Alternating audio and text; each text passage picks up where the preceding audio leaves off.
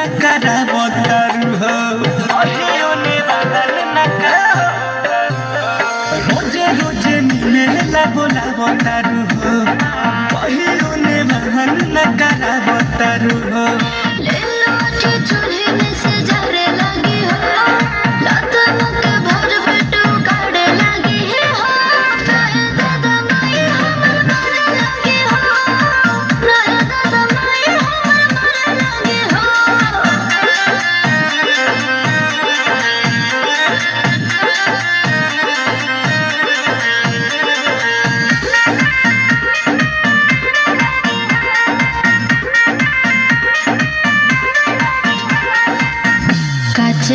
उमरिया जनी तू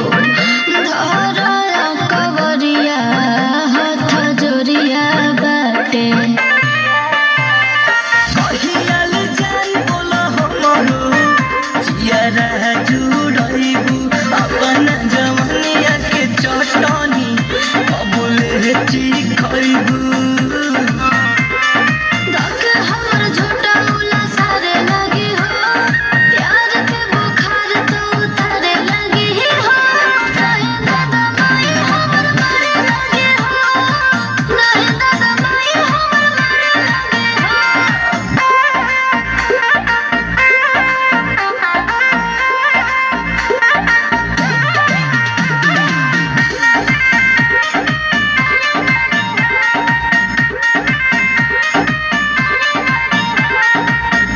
करना